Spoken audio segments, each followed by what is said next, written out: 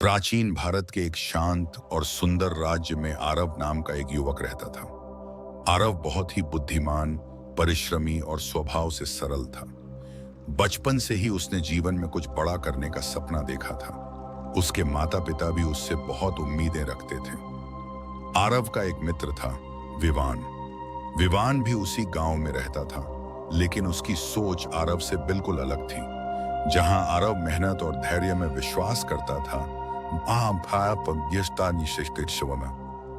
वहीं विवान अक्सर दूसरों की सफलता को देखकर ईर्ष्या करता था। शुरुआत में यह बात छोटी लगती थी। जब भी गांव में कोई व्यक्ति सफल होता, विवान के चेहरे पर मुस्कान नहीं, है तो सही, बल्कि हल्की सी जलन दिखाई देती। वह सोचता, क्यों उसे सफलता मिली, मैं उससे कम नहीं हूं। धीरे धीरे यह ईर्ष्या उसके मन में गहराई तक बैठ गई। वह दूसरों की अच्छाइयों को नजरअंदाज करने लगा और उनकी गलतियों को बढ़ा चढ़ाकर देखने लगा। उसकी सोच नकारात्मक होती गई। एक दिन गांव में एक बड़ा आयोजन हुआ। वहां एक प्रतियोगिता रखी गई थी, जिसमें युवाओं को अपनी प्रतिभा दिखानी थी। आरव ने पूरे मन से तैयारी की और प्रतियोगिता में हिस्सा लिया। विवान ने भी भाग लिया, लेकिन उसका ध्यान अपनी तैयारी से ज्यादा इस बात पर था कि आरव को हराना है। प्रतियोगिता का दिन आया। पूरे गांव के लोग वहां इकट्ठा हुए। सभी प्रतिभागियों ने अपनी अपनी कला दिखाई। जब आरव की बारी आई तो उसने पूरे आत्मविश्वास के साथ अपनी प्रस्तुति दी। उसके प्रदर्शन ने सभी का दिल जीत लिया। अंत में परिणाम घोषित हुआ। आरव विजेता बना। पूरा गांव खुशी से झूम उठा, लेकिन विवान के दिल में आग जल उठी। उसे यह जीत स्वीकार नहीं हो रही थी। वह सोचने लगा, यह कैसे हो सकता है, मैं उससे बेहतर था। उस रात विवान सो नहीं सका। उसके मन में बार बार वही विचार आ रहा था। उसकी ईर्ष्या उसे अंदर ही अंदर खा रही थी। अगले दिन वह अकेला जंगल की ओर निकल गया। चलते चलते वह एक शांत स्थान पर पहुंचा, जहां एक वृक्ष के नीचे एक साधु ध्यान में बैठे थे। उनके चेहरे पर अजीब सी शांति थी। विवान ने उनसे पूछा, हे महात्मा, मुझे शांति नहीं मिल रही, मैं हर समय बेचैन रहता हूं। साधु ने आंखें खोली और मुस्कुराते हुए कहा, तुम्हारे मन में क्या चल रहा है?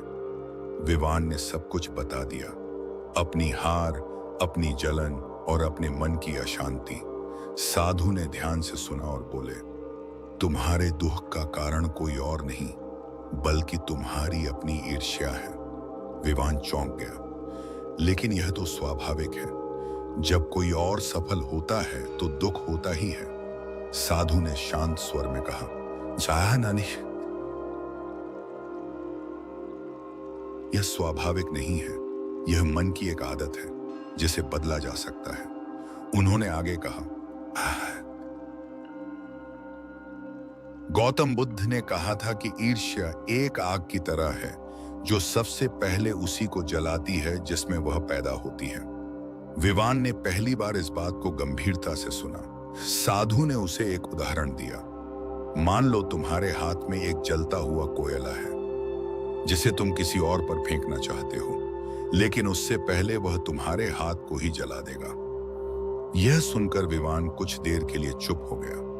उसे एहसास हुआ कि उसकी ईर्ष्या ने उसे ही सबसे ज्यादा नुकसान पहुंचाया है। साधु ने उसे एक अभ्यास करने को कहा। हर दिन किसी एक व्यक्ति की सफलता देखकर दिल से खुश होने की कोशिश करो। शुरुआत में यह बहुत कठिन था। जब भी वह किसी को सफल देखता, उसके मन में पुरानी भावना जाग जाती, लेकिन उसने हार नहीं मानी। धीरे धीरे उसने अपने मन को समझाना शुरू किया।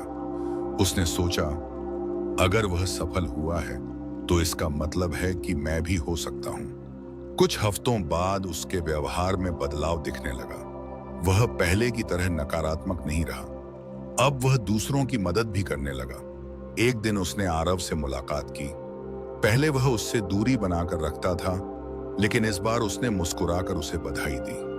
आरव ने भी खुशी खुशी उसका स्वागत किया। दोनों के बीच फिर से दोस्ती हो गई। समय बीतता गया। विवान ने अपनी सोच को पूरी तरह बदल लिया। अब वह दूसरों की सफलता से प्रेरणा लेने लगा था। कुछ महीनों बाद एक और प्रतियोगिता हुई। इस बार विवान ने पूरी मेहनत से तैयारी की। उसका ध्यान सिर्फ अपने प्रदर्शन पर था। जब परिणाम आया तो इस बार विवान विजेता बना, लेकिन इस बार उसकी खुशी अलग थी। उसमें कोई घमंड नहीं था, कोई जलन नहीं थी। यह इसकी अतिशय है, बस संतोष था। उसने मन से कहा, आज जो भी मैंने हासिल किया है वह सिर्फ मेरी मेहनत का परिणाम नहीं है, बल्कि मेरी सोच में आए बदलाव का भी फल है। उसने आगे कहा, मैंने सीखा है कि ईर्ष्या हमें कमजोर बनाती है और दूसरों की खुशी में खुश होना हमें मजबूत बनाता है। पूरा गांव उसकी बातों से प्रभावित हुआ। साधु दूर खड़े मुस्कुरा रहे थे। विवान ने उन्हें धन्यवाद दिया और कहा, आपने मेरी जिंदगी बदल दी। साधु ने उत्तर दिया, मैंने कुछ नहीं किया, यह बदलाव तुम्हारे भीतर था, बस तुम्हें उसे पहचानना था। सीख। मॉरल, ईर्ष्या हमें अंदर से कमजोर बनाती है और हमारी खुशी छीन लेती है। जब हम दूसरों की सफलता से प्रेरणा लेते हैं, तभी हम सच्ची प्रगति और शांति प्राप्त कर सकते हैं।